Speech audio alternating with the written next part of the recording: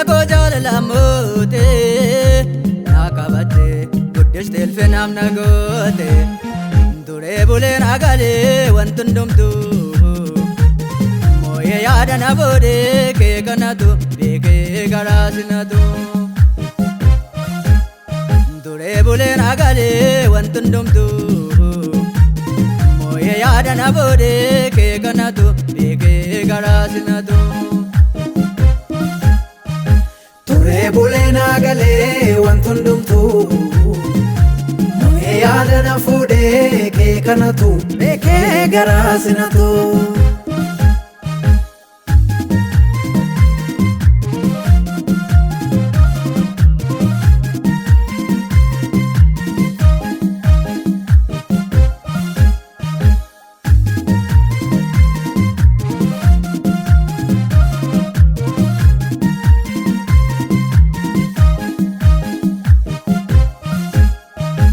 Waa'ee kamiin himeen kamiin isaa narra darbaa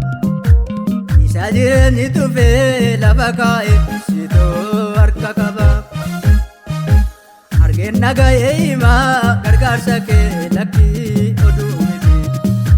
milkii sarraa jatamee atulfinaan dhuftee gorte natti argeen nagahee himaa gargaarsa kee lakkii oduu miti milkii sarraa jatamee atulfinaan dhuftee gorte natti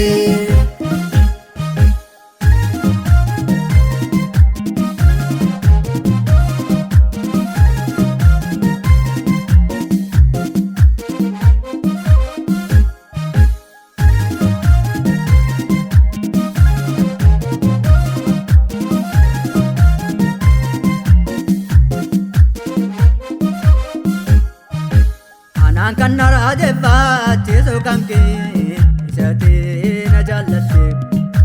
haalli koo sin dorgine ulaagaan koo karaa naatti baafatte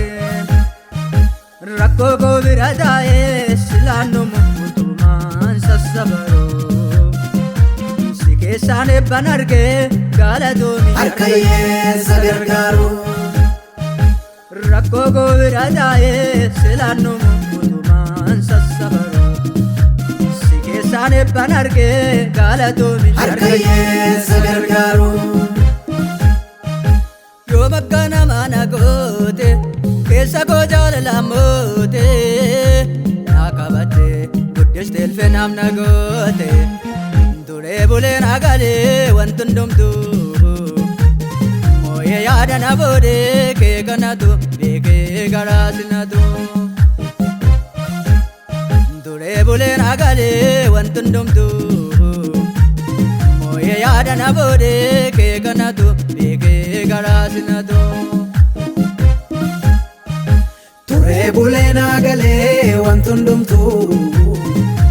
mooyee yaada na fuudhee kee kanatu beekee garaa sinatu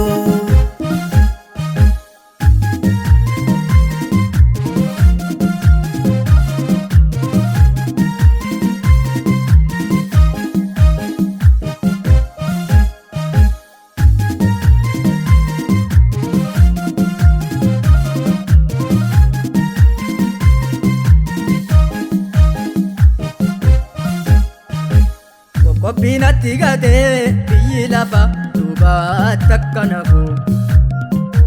obbukkeen dabarsuuf fakkeessanii turra keessa naan golfu godaddoo gadi buutee naa qabache kan kootaa sifte dirree hundaaf eebban ammaaraa boojuuf galee ta'eeraa madda duree godaddoo gadi buutee naa qabache kan kootaa sifte dirree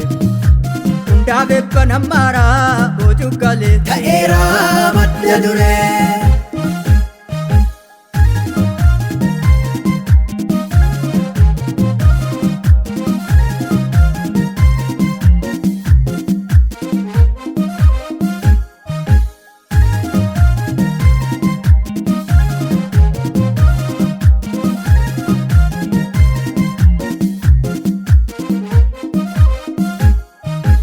Anoo kanaan jiraadhee gargaarsa waaqaa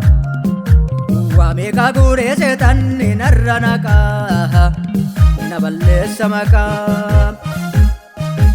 hojii kootti sammaaree cirracha naqaa miidhamee kan okkoluuf qoraatti naqaa qachiisa mataa koo maaltu qaba kan seetoo kan na tuqaan agartuu jakoo warra yaadaan qabe irrattan eega jecha koo kana cimsee dhaabe moogolee koo kan seetoo kan na tuqaan agartuu jakoo